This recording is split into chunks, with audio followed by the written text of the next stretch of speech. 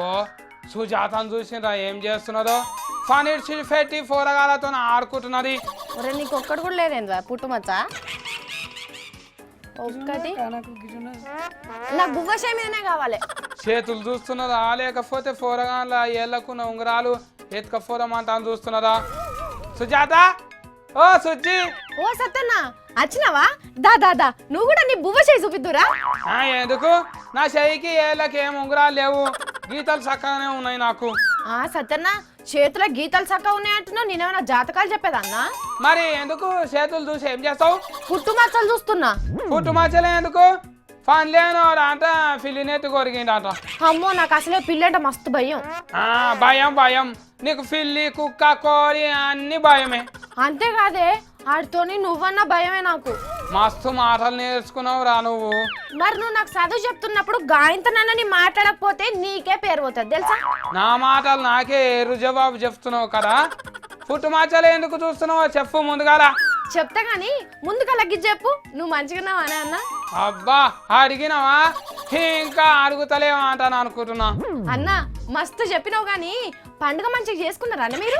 ఏంటి రా సుజాత నీకు ఏం ముందుగాల ఏం మాట్లాడాలో ఏది వెనకాల మాట్లాడాలో తెలియదురా నీకు? అయ్యో ఇప్పుడు నేనేమన్నానే? అబ్బా మళ్ళా భజన రామాయణం సురువు చేసిండ్రా. అంతా చెప్పాలా మళ్ళీ ఫస్ట్ కా నుంచి? నీకు గుంపును మంచిగానే వెతుకున్నావు కానీ వాళ్ళ పానం ఎట్లున్నదో చూస్తున్నా నేను.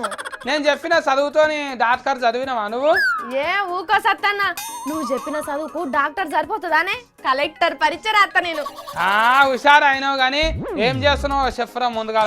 అన్నా మంచిగా మనుషులల్లా క్యాన్సర్ బీమారి ఎట్లొస్తుందో జల్దీ నాకు గుర్తుపట్టే ఈగ్రం తెలుసుకున్నా నేను.